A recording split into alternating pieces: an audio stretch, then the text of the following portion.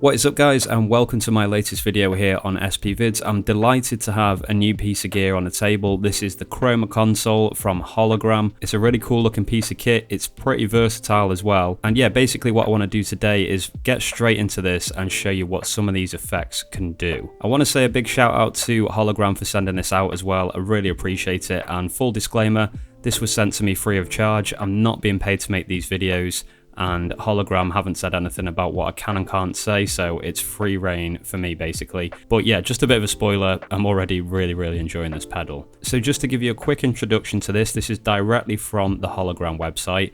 The Chroma Console is a flexible multi-effects pedal that takes inspiration from the eccentricity, grit and lively instability of beloved vintage recording technology, combines it with brand new sounds, and delivers it all through an intuitive user interface that puts wide-ranging sonic experimentation at your fingertips. Bit of a mouthful, that sentence, but essentially what it is to me, the way I look at it, is kind of an effects processing unit with 4 options in 4 different categories, all of which can be stacked and, really importantly, can be reordered as well, but we'll get more into that as I talk more about this pedal.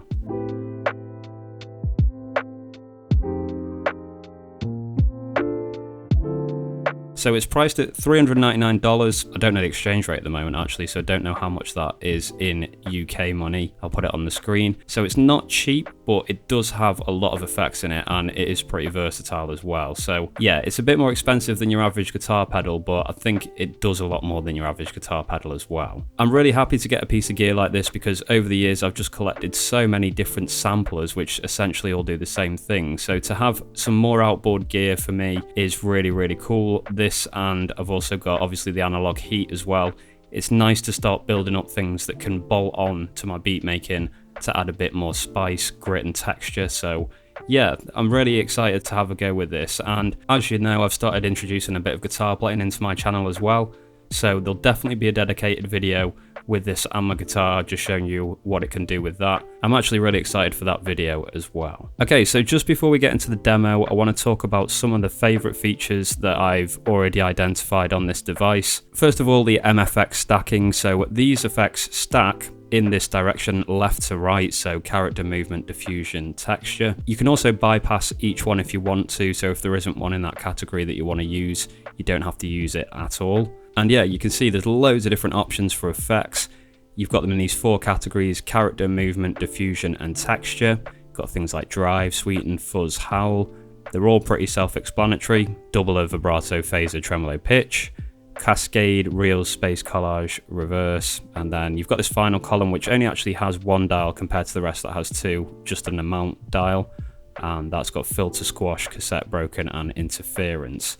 So you can stack any one of those from each category, and the great thing about them as well, you can also reorder them. It's super simple to do. You've got a key here, so basically these 4 circles here are actually lights, and each time you choose an effect, it shows you which one you've chosen through the colour of the LED. Off means that you're completely bypassing it. So yeah, if you want to reorder them, you can just go to Effect Setup, which is the left and right hand button. You just press those 2 together, and then you just say, okay, I want them in this order, for example. And there you go, it's saved it in that order. Now I'm going to go back in and just set this to the standard order. There we go, that's saved again, nice and easy to do. Another great thing is that you can save up to 80 presets. So these also become save banks when you go into the save area. And for each colour, basically, 1, 2, 3, 4, 5, you have 4 different pots. So that will correspond to each light down here. So 5 times 4, 20, times by 4, 80 in total, which is really cool. There's also a capture feature on this. It does 30 seconds of recording. That's going to be another video on its own, and I'm really looking forward to that one as well. I think we can have some fun with that. You can access that with the button here. I won't get into that one in this video, but that's going to be a fun one. The last thing as well is you can record gestures on the dials. I think this is really cool and quite powerful. So you just go into the gesture area, the 2 buttons here, you press them at the same time, you just record a dial like this, and that will have that effect on the effect that you're using, just going round and round in a loop. So you can imagine you can get some pretty trippy results when you start playing around with that. I don't know if I'll have time to demo that either as well, but that is available and it will definitely feature in another video that I do. So let's get into playing with some sounds. I've got a drum loop set up here, it's on my phone and it's going to run into the box. I'll give you a demonstration of it.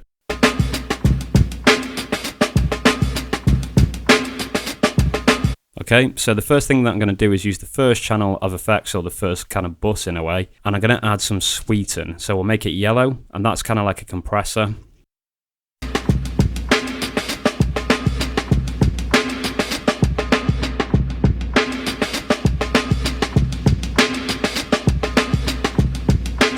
So there we go, I've added that. You can really hear the difference of that. And then the top was kind of like a sort of low pass filter in a way. It was kind of either making it a bit more muddy or a bit lighter, so that's nice. I've added a bit of brightness using that dial. The second channel, now I don't really think there's anything in this channel which is going to be useful for a drum loop. We've got a doubler, a vibrato, a phaser, a tremolo and a pitch. I'll just show you what doubler sounds like just for fun. But yeah, I don't think it's going to be very usable for a drum loop.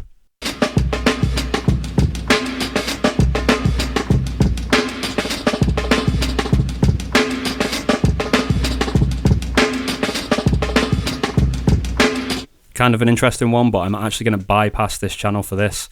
So there we go, we just put it to the light off and we're ready to go again. Now in diffusion, I'm going to add space, which is basically reverb, so we'll do green.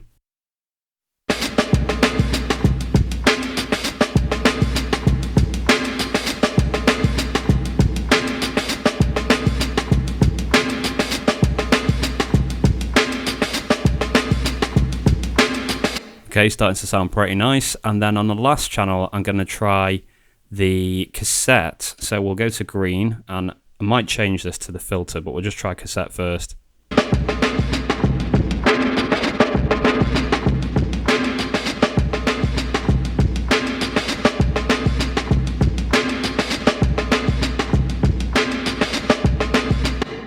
And you can hear there, I can kind of play around with that and find a sweet spot for that. It does do a lot of damage if you turn it right up. So I had it at about 10 or 11 o'clock and that was starting to sound pretty nice. So there we go. There's just an example of 3 of the 4 effects on a drum loop that completely transform it. So let's go ahead and try it with and without the effects.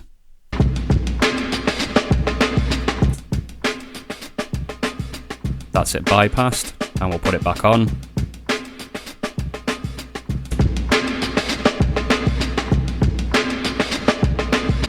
So even for drum loops, which this probably wasn't really designed for, we're having great fun and we're really making a difference to that drum loop. We're adding a lot of beefiness with sweeten, we're adding some reverb or space, which is nice, and yeah, that texture with cassette is cool as well. So let me just show you the filter, because I really like a low pass filter. That's essentially what this is. I'll show you that. That's red, so let's put that on.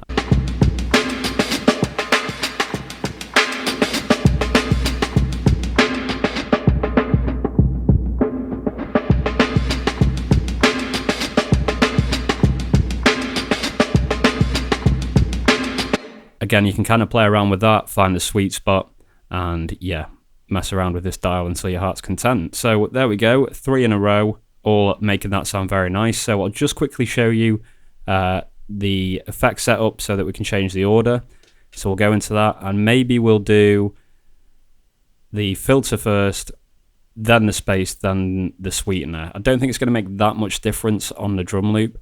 We have to choose a 4th as well. We'll choose the empty one. That order's saved. Let's see if we can hear a difference.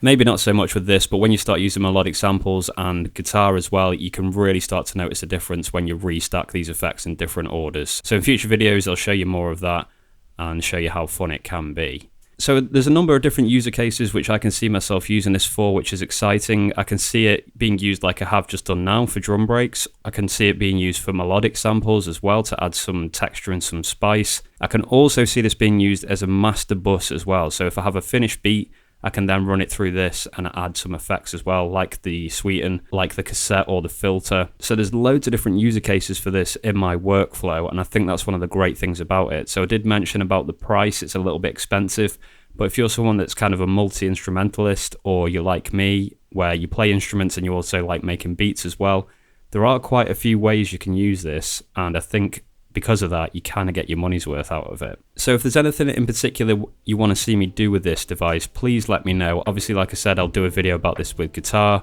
I'll definitely run some melodic samples through it and make a beat. I'll use it as a Master Effects unit as well. I mean, the videos for this are stacking up already. I'll also show you the looper or the capture as well, because that's really fun. And maybe we'll do another video where I go more in depth with the features. But this one was just kind of an overview, and I was very keen to show you guys what this could do as quickly as possible, so I hope you enjoyed that. Have you seen this device before, and is it something you own, or is it something you thought about buying? Leave all your thoughts below, I'd love to hear them. I'm really looking forward to showing you guys all the different things that this can do. I think this is going to be a fun little series. Thanks again to Hologram for sending this out, and I will be back with another video very, very soon.